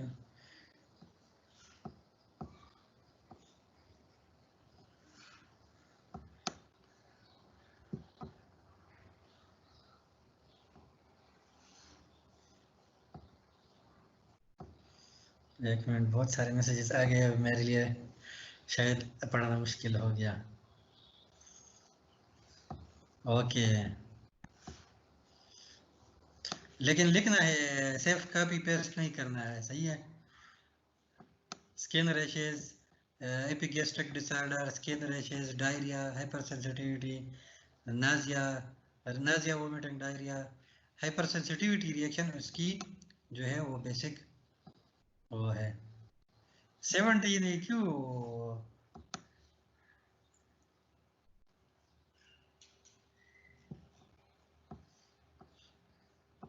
फीवर, डायरिया, बहरहाल ये भी आपको याद है। और थेराप्यूटिक यूजेस या थेराप्यूटिक इंडिकेशन बता दें।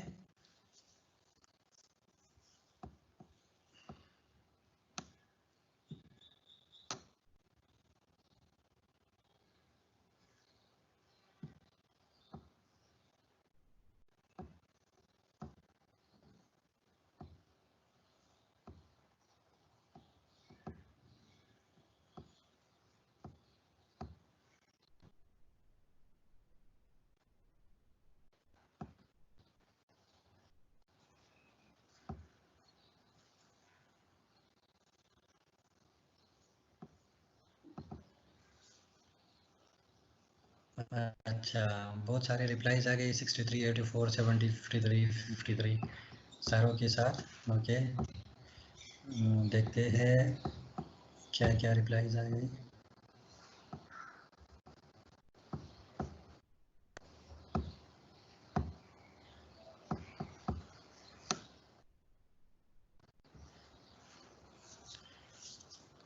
Used in pneumococci infection, fever, T-tonsillitis, scarlet fever, for pneumococcal infection, upper respiratory tract infection, meningococcal infection. Okay, सारे ठीक है, ठीक है। इसके अलावा नेक्स्ट हमने पढ़ा था सेफेलोस्पोरिन्स। ओके, सेफेलोस्पोरिन्स, सेफेलोस्पोरिन के बारे में एक बंदा माइक ऑन कीजिए, मैं नाम लेता हूँ।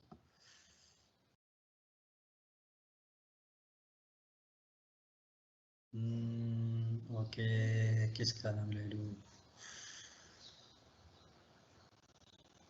इफ्रा, इफ्रा जो है, इफ्रा अपना माइक ऑन कीजिए और बताइए ज़रा सेफेलोस्पोरिन के बारे में, कि बाकी लोग भी सुन लें।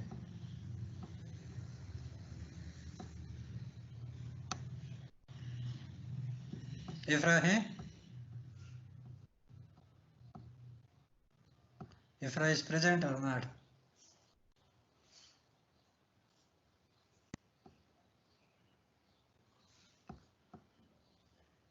इफ्रा ऑनलाइन है?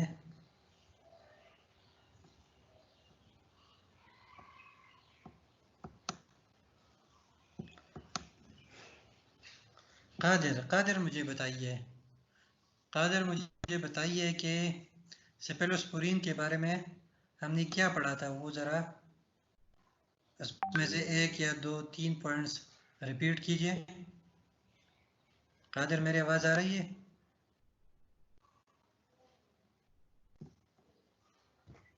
अस्सलाम वालेकुम सर।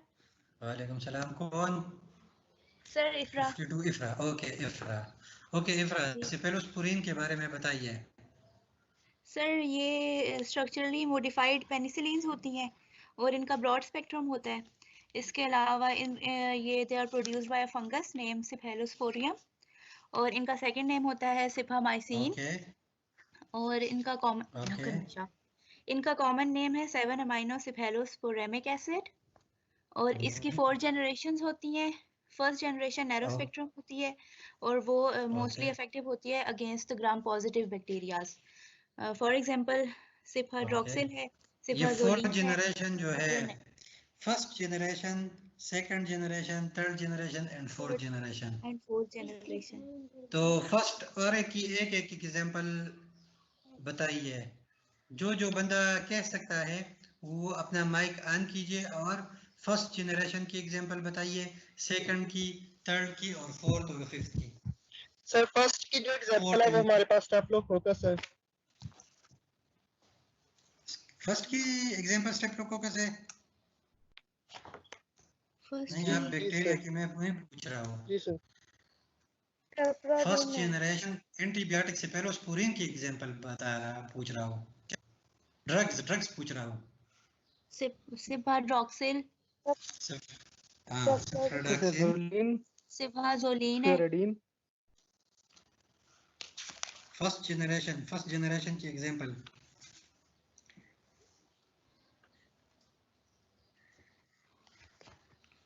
सिफाइड्रिन है सर।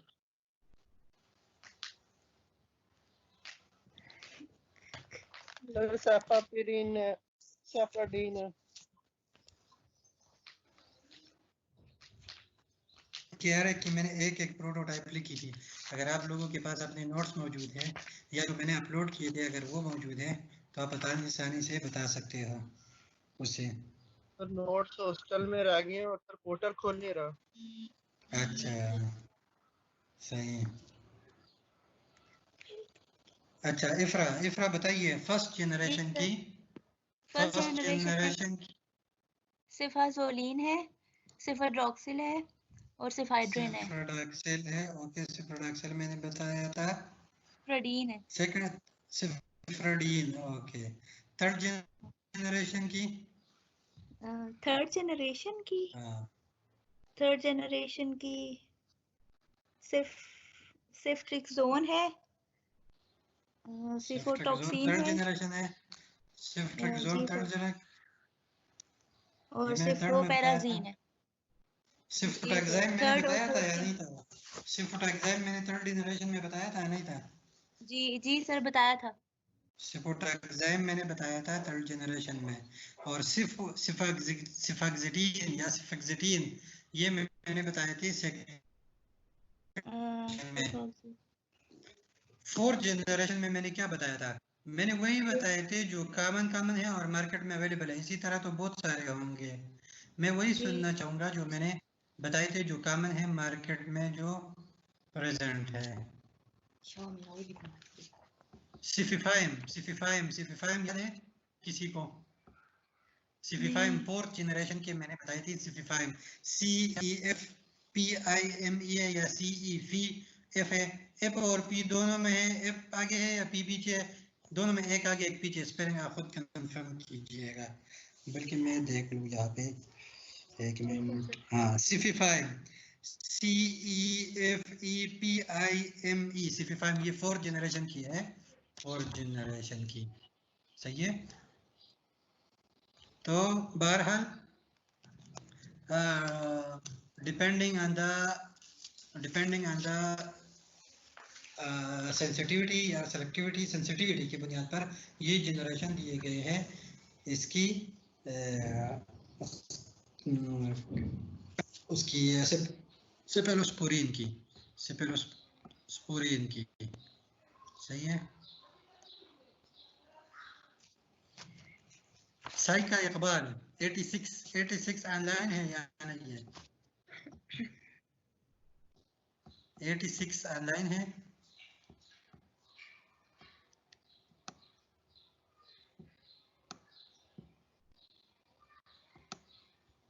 ओके बहुत सारे अब आ रहे हैं। 86 नहीं ऑनलाइन, ओके 86 नहीं ऑनलाइन।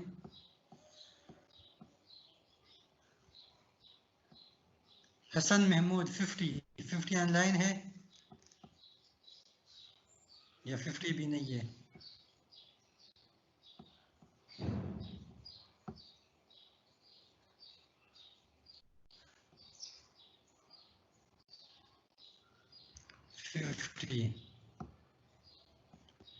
फिफ्टी भी नहीं है।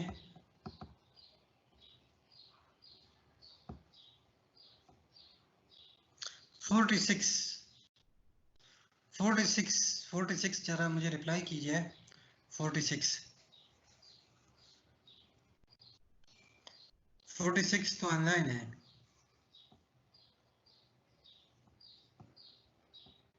अच्छा 46 ओके 46 ने मुझे रिप्लाई किया।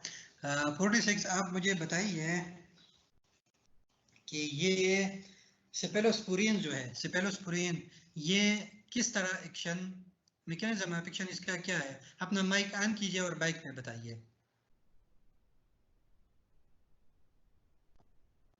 46 है लुकमान बशीर। लुकमान अपना माइक ऑन कीजिए और मुझे बताइए कि सेफेलोस्पोरिन का जो मैकेनिज्म ऑफ एक्शन है वो क्या है?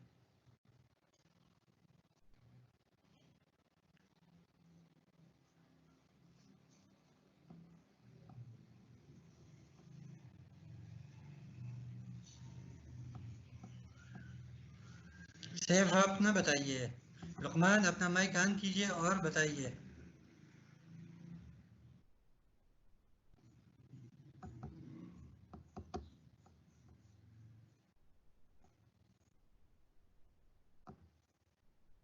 लुकमान, आपको मेरी आवाज आ रही है?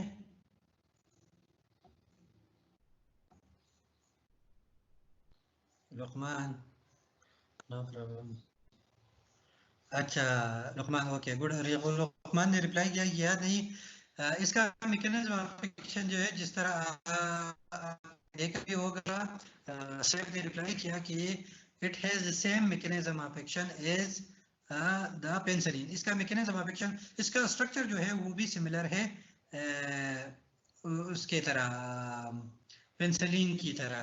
तो जिस तरह इसका मैकेनिज्म ऑफ स्ट्रक्चर जो है वो सिमिलर है, इसका मैकेनिज्म ऑफ एक्शन भी जो है वो भी that is also similar to the penicillin. और मैकेनिज्म ऑफ एक्शन उसका क्या है कि ये ट्रांसपेप्टिडेज स्टेप जो है उसको इनहिबिट करता है, ट्रांसपेप्टिडेशन को इनहिबिट करता है पेप्टिडोग्लाइकैन की सिंथेसिस के दौरान। ओके, तो बैक्टीरियल सेल वॉल नहीं बनता। बैक्टीरियल सेल वॉल जब नहीं बनता तो उसके अंदर जो है वो टोलाइटिक एंजाइम एक्टिव हो जाते हैं, और टोलाइटिक एंजाइम एक्टिव होने की वजह से वहाँ पे इंटरनल प्रेशर डेवलप हो जाता है और सेल बर्स्ट हो जाता है। लुकमान, याद रहेगा?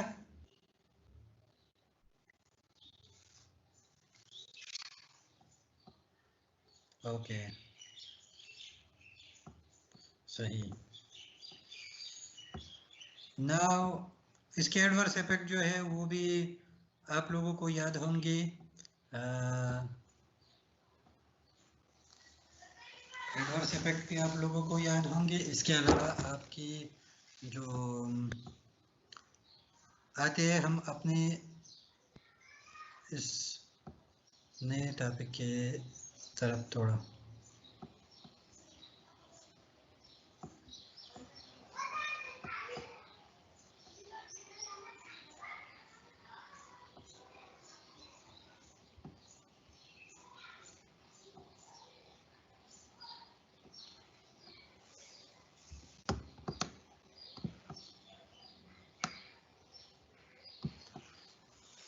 बीटा लैक्टेम एंटीबायोटिक इसको बोलते हैं, या अदर्स बोलते हैं, या इसको कार्बापेनेम्स बोलते हैं। कार्बापेनेम्स इसको बोलते हैं। ये मैं नोट्स जो है अपलोड कर लूँगा इंशाल्लाह आप लोगों के साथ। कार्बापेनेम्स इसको बोलते हैं। बीटा लैक्टेम क्यों बोलते हैं? क्योंकि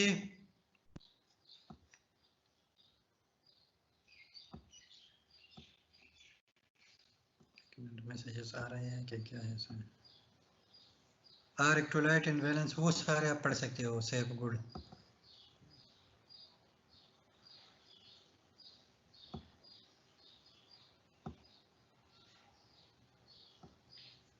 अच्छा, बीटा लैक्टम एंटीबायोटिक जो है,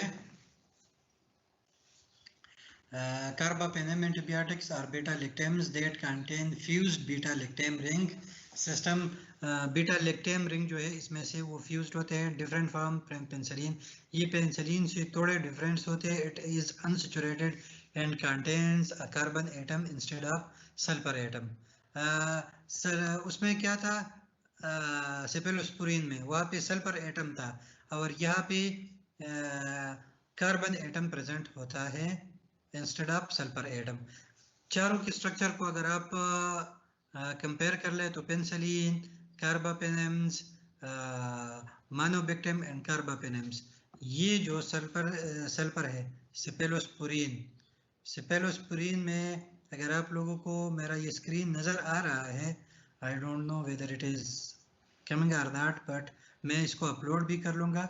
ये सेफेलोस्पोरिन में जो ये सल्फर है, इस सल्फर की जगह यहाँ पे कार्बन जो है, कार्बन अटैच होते हैं। ये सल्फर की जगह यहाँ पे आप कार्बन देख सकते हो। वो सल्फर इज एक्चुअली रिप्लेस्ड, वो रिप्लेस होता है और यहाँ पे कार्बन प्रेजेंट होता है। सही है, ये स्ट्रक्चर डिफरेंस है। क्लासिफिकेशन इसकी जो हम करते हैं बहुत सारे इसमें है, लेकिन जो मेजर है इसमें से है एमीपेनेम, मेरोपेनेम, इंट्रापेनेम।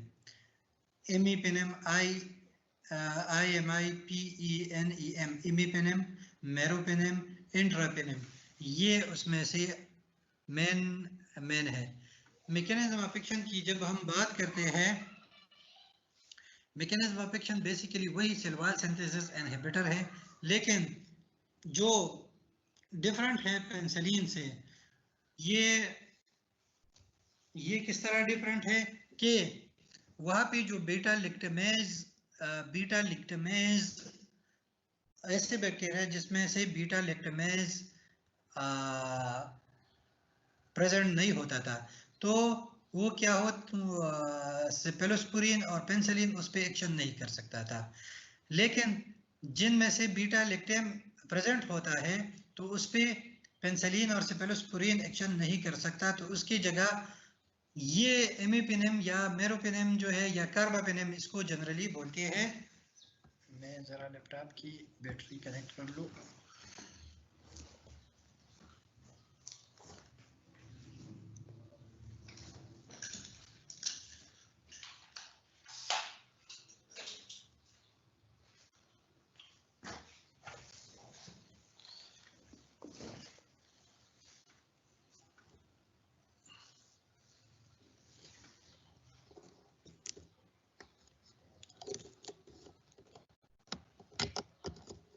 एक मिनट, मेरा ये चार्ज खत्म हो रहा है तो मैं बैटरी को कनेक्ट करता हूँ।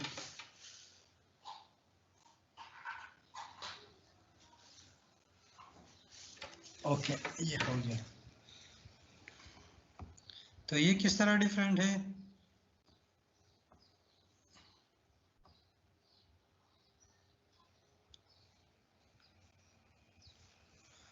अच्छा सर, थोड़ा नॉइज है, आपकी आवाज़ के साथ रुक रुक के आ रहे हैं। अच्छा, दोबारा मैं रिपीट करता हूँ। हमने कार्बापेनिम्स को स्टार्ट किया।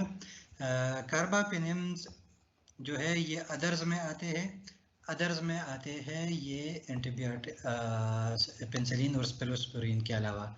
इसमें से हमने पढ़ लिया कि इस पे ऐसी क्लासिफिकेशन की जब हम बात करते हैं कार्बापेनिम्स की, तो 4 इसमें से मेन है। एक है इमिपेनिम, दूसरा है मेरोपेनिम, एंट्रापेनिम, एस्ट्रियोनियम। बहरहाल ये 3 जो है पहले वाले इमिपेनिम, मेरोपेनिम और एंट्रापेनिम, ये बहुत कॉमन है। इसके अलावा और भी बहुत सारे होंगे, ये कॉमन जो है उसका नाम मैं ले रहा हूँ। ये किस तरह मैकेनिज्म ऑफ एक्शन, इसकी बी सेल वॉल सिंथेसिस इनहिबिटर है। लेकिन ये किस तरह डिफरेंट है? डिफरेंट पेनिसिलिन और सेफेलोस्पोरिन से इस तरह डिफरेंट है कि उस टाइम आप लोगों को मैंने बताया था, अगर आप लोगों को याद है, कि वही बैक्टीरिया जिनमें से बीटा लैक्टेमेज जिनमें से प्रेजेंट होते हैं एंजाइम, जिनमें से बीटा लैक्टेमेज एंजाइम प्रेजेंट होते हैं, तो उन पे पेनिसिलिन और सेफेलोस्पोरिन एक्शन नहीं कर सकता, क्योंकि वो उनको इनहिबिट करते हैं या उन एंटीबायोटिक की एक्शन को ख़त्म कर देते हैं। वर्ड में स्पेशली भूल रहा हूँ, इसके लिए एक वर्ड हमने यूज़ किया था। लेकिन ये इमिपेनिम क्या करते हैं कि ये उन बीटा लैक्टेमेज कंटेनिंग बैक्टीरिया को भी, उसकी ग्रोथ को भी इनहिबिट करते हैं, क्योंकि ये बीटा लैक्टेमेज एंजाइम को भी इनहिबिट करते हैं। जब ये बीटा लैक्टेमेज को इनहिबिट करते हैं तो ये ट्रांसपेप्टिडेशन स्टेप, बाकी मैकेनिज्म ऑफ एक्शन वही सेम तरीके से करता है जिस तरह वो ट्रांसपेप्टिडेशन को इनहिबिट करता था, ये भी ट्रांसपेप्टिडेशन को इनहिबिट करता है, लेकिन डिफरेंट सिर्फ इसी तरीके से करता है कि ये बीटा लैक्टेमेज को पहले इनहिबिट करता है। जब ये बीटा लैक्टेमेज को इनहिबिट करता है तो ट्रांसपेप्टिडेशन स्टेप आगे से खुद ब खुद इनहिबिट हो जाता है। सही है? अच्छा,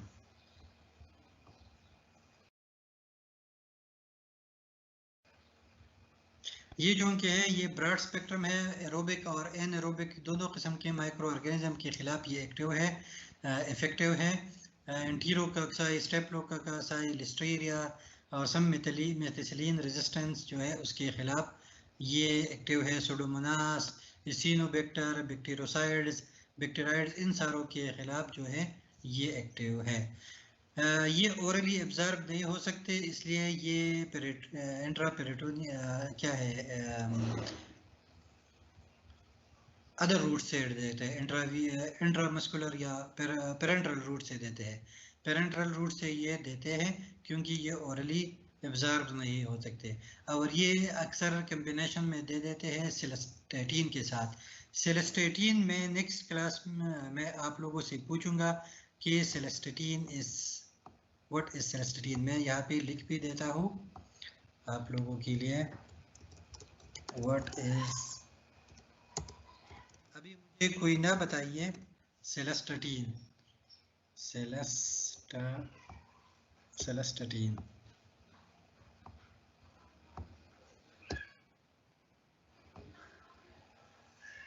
ये सेलेस्टेटिन आप लोग फिर मुझे बताइए कि सेलेस्टेटिन क्या है, तो ये उसके साथ कॉम्बिनेशन में दे देते हैं। सही है।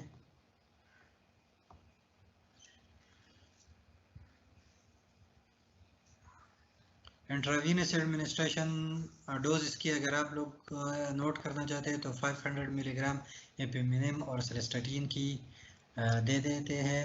70% इसकी ये छोड़ दें।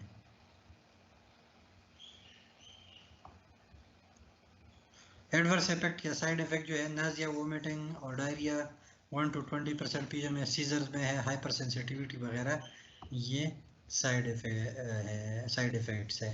थेराप्यूटिक यूज जो है upper respiratory tract infection, lower respiratory tract infection, intra abdominal infection, gynaecological infection, skin और soft tissues, bone joint infection, ये सारों में दे देते हैं। ये कंपैरेटिवली न्यू ड्रग्स है तो टॉक्सिसिटी इसकी दूसरों के मुकाबले में कम है। मेरोपेनिम, एंट्रोपेनिम इसकी पी सब क्लासेस है। अटेंडेंस के लिए अभी मैं फॉर्म अपलोड करता हूँ, उसमें से आप यस यस लिख लें और आप लोगों की अटेंडेंस हो जाएगी।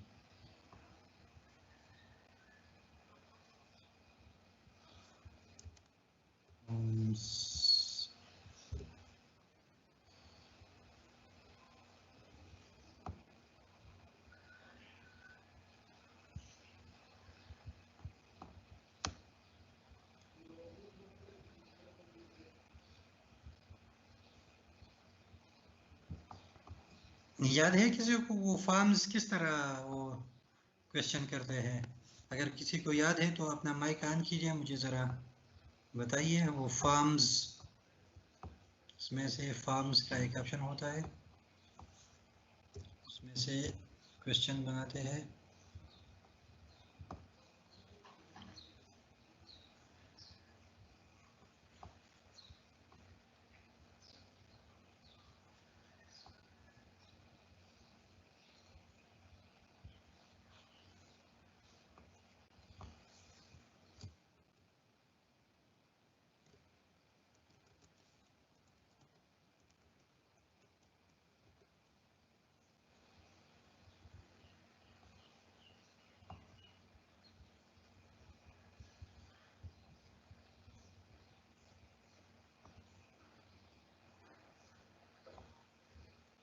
सर वो ऑप्शन सिर्फ आपके पास है, किसी और को शो नहीं हो रहा है। अभी हमारे टेस्ट प्रेस ये उसने जिक्र नहीं किया था। समझ नहीं आई, ज़रा तेज़ बोलिए हमीद। सर वो ऑप्शन सिर्फ आपके पास आ रही है, हमारे पास हमें शो अच्छा, नहीं वो हो सिर्फ मेरे रही, पास। इसलिए पता नहीं है। लास्ट क्लास हमारी हुई है, उसमें सर ने किया था। अच्छा,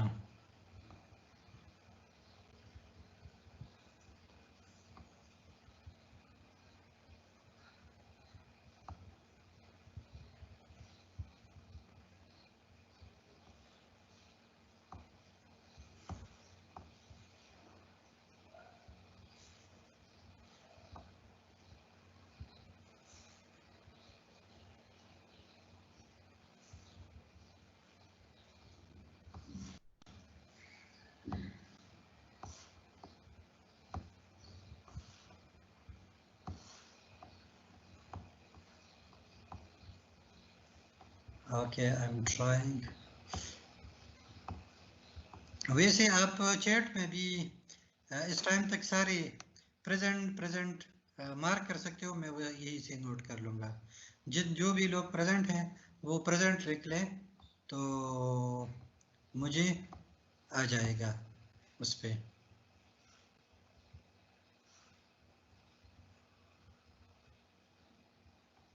प्रेजेंट, सिर्फ प्रेजेंट लिखना है, यस सर नहीं, सिर्फ प्रेजेंट लिखना है कि मुझे याद समझ आ जाए कि दीज आर प्रेजेंट। और ये प्रेजेंट जो है ये मतलब मैं उस टाइम तक काउंट कर लूँगा जब तक ये मैं ऑनलाइन हूँ। बाद में अगर कोई प्रेजेंट लगा दे तो वो टाइम उसके साथ आएगा, तो वो क्लास के बाद होगा। अभी प्रेजेंट लिख ले जो भी।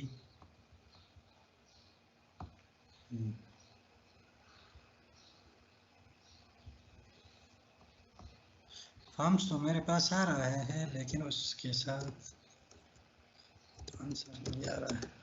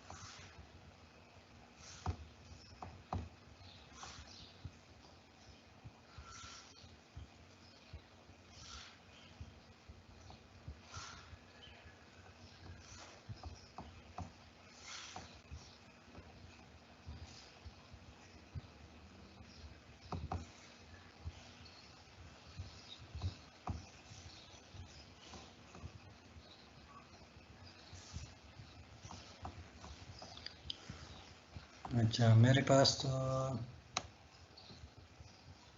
ये बहुत सारे प्रेजेंट आ रहे हैं। हाँ 87 ने लिखा। अच्छा प्रेजेंट, एक मिनट मैं शुरू से पढ़ लूँ जहाँ से प्रेजेंट स्टार्ट हुई है। अच्छा 58 प्रेजेंट,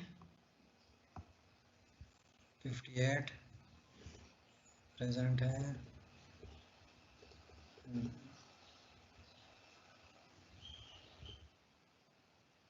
प्रेजेंट, फिर 84 प्रेजेंट, फिर 63 प्रेजेंट,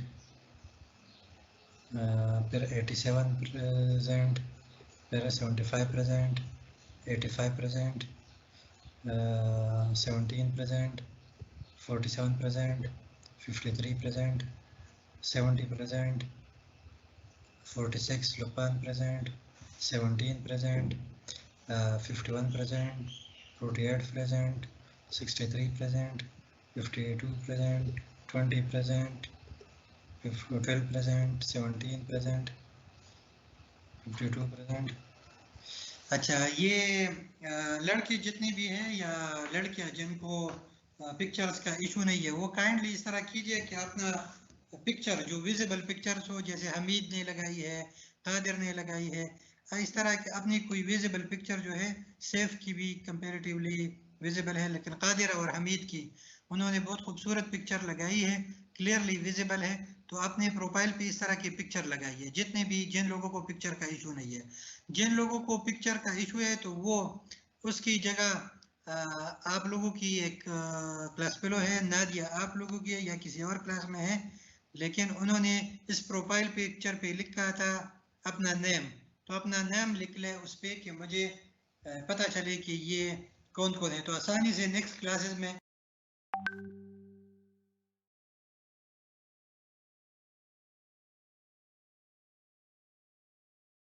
मेरे लिए फिर आसानी होगी कि मैं पहचान सकूंगा कि ये रोल नंबर वाला, इस रोल नंबर वाले बंदे का ये नाम है। और अगर किसी को पिक्चर का मसला नहीं है तो पिक्चर से मैं बहुत सारे को पहचान सकता हूँ, जैसे अभी हमीद की है, कादिर की है, इनकी बहुत खूबसूरत पिक्चर है। सर मैंने भी अभी एडिटिंग करके सर दोबारा लगाई है मैंने। अच्छा आपकी पहले से भी वैसे विजिबल थी। वैसे लुकमान की अभी जो पिक्चर है ये 2 बंदे हैं, तो ये मतलब पिक्चर है लेकिन कंपैरेटिवली बहुत ज्यादा विजिबल नहीं है। या ये 70 कौन है? 70 मेरे ख्याल में पीछे तो सुभान है और आगे अभी भी आपका कोई क्लास फेलो है, उसका अपना पिक्चर उबैद है। अच्छा, उबैद का पिक्चर भी 2 बंदों का है ना, तो यस सर।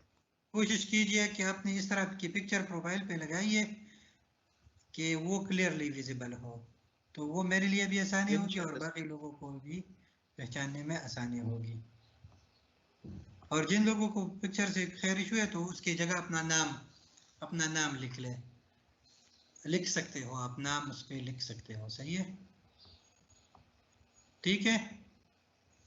इसके अलावा और किसी का कोई क्वेश्चन हो, कोई चीज़ हो तो आप पूछ सकते हो, हम इंशाल्लाह इम्प्रूव करते जाएंगे। आज चूँकि पहले क्लास था तो बहुत सारे प्रॉब्लम्स होंगे, नेट का भी इशू ज़रूर आया होगा दरमियान में, क्योंकि नेट की स्पीड मेरे साथ भी इशू होती है, आप लोगों के साथ भी इशू होती है, लेकिन आई होप कि हम इम्प्रूव करते जाएंगे। और बेसिक मकसद इन ऑनलाइन क्लासेस का ये है, एक अमेरिकन प्रोफेसर था, उसने मेरे ख्याल में 1956 या इसी तरह किसी ईयर में बताया था कि साइंस अगर जितनी भी तरक्की कर ले, लेकिन साइंस टीचर और स्टूडेंट के दरमियान जो डायरेक्ट इंटरेक्शन है वो कभी भी उसको रिप्लेस नहीं कर सकेगा। तो आज जो कि this is a big achievement कि हम एक दूसरे से बात कर सकते हैं, एक दूसरे को देख सकते हैं, स्टिल इट इज इम्पॉसिबल कि उसको रिप्लेस कर ले। जो डायरेक्ट इंटरेक्शन होता है उसको रिप्लेस नहीं कर सकता, लेकिन शुरू में मैंने आपको उसी दिन बताया था, आज दोबारा बता रहा हूँ कि एक ही मकसद है इसका कि किसी न किसी तरीके से आप लोगों का सेमेस्टर जो है वो बचाया जाए। सही है। और सर बाकी मेरा एक क्वेश्चन है। जी सर मतलब इसमें हम ये तो पढ़ रहे हैं, आपको थोड़ा बहुत तो आइडिया होगा कि इसमें से सर आगे मतलब कैसे चलेगा? हम इस तरह से पढ़ते रहेंगे, हम इसको तैयार करेंगे, एकदम से क्विज ना आ जाए हमारे पास, मतलब एकदम से नहीं आएगा तो इसको किस तरह से करेंगे? थोड़ा सा आप इसके बारे और में दूसरा बता ये है ना कि जिस तरह ऑनलाइन टीचिंग में बहुत सारी चीज़ें कंप्रोमाइज होती है ना, तो इसी तरह फिर आप लोगों की क्विज जो आएंगे या असाइनमेंट जो आएंगे वो भी कंपैरेटिवली इजी होंगे, या अगर इजी नहीं है तो उनकी जो मार्किंग है उनकी मार्किंग बहुत लूज होगी, मतलब कंपैरेटिवली लूज होगी, आप लोगों के लिए एडवांटेज होगी। लेकिन ये है कि मैंने आपको उस दिन भी बताया था, आज दोबारा बता रहा हूँ कि यूनिवर्सिटी में आप लोगों को 90-95% स्टडी खुद करनी है। ये 5-10% आपको टीचर गाइडेंस प्रोवाइड करता है, मैं हूँ या कोई और टीचर हो, तो आप लोग जितना खुद पढ़ोगे, जितना टाइम खुद दोगे, तो जाहिर है ज़्यादा फायदा आपको वही देगा। सही है, समझ आ रही है?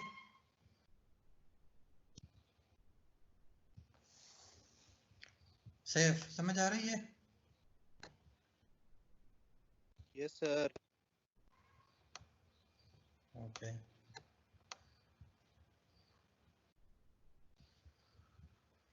सारों ने प्रेजेंट मार्क कर दिया जो प्रेजेंट है, क्योंकि अगर ये अभी प्रेजेंट मार्क नहीं करते तो बाद में मैं काउंट नहीं करूंगा। सही है सर?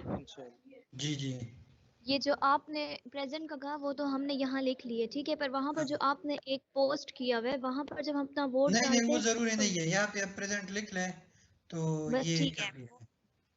वो फॉर्म मैंने अपलोड करने की कोशिश की लेकिन आज नहीं होता मुझसे, next time I will try कि किसी तरीके से मैं उसको अपलोड करता चलूँ और फिर आसानी से आप लोगों के साथ वो स्पेसिफिक टाइम में आप यस कर लें, क्योंकि उसमें एक ही दफ़ा वोट फिल हो सकता है।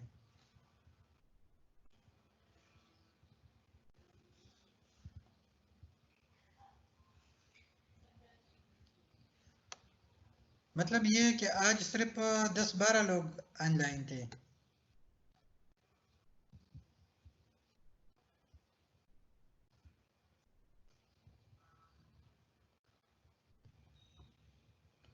क्या ख्याल है आप लोगों का?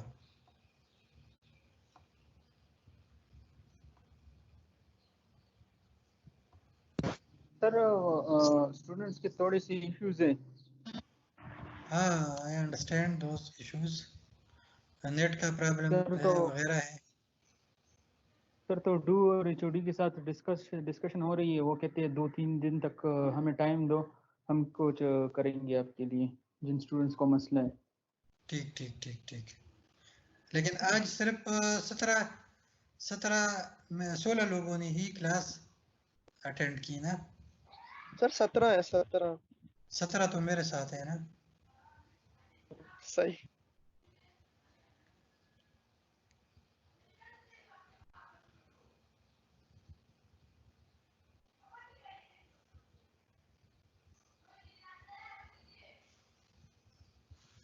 बहरहाल ये प्रेजेंट मैं काउंट करूंगा। और कोई क्वेश्चन आप लोगों का है?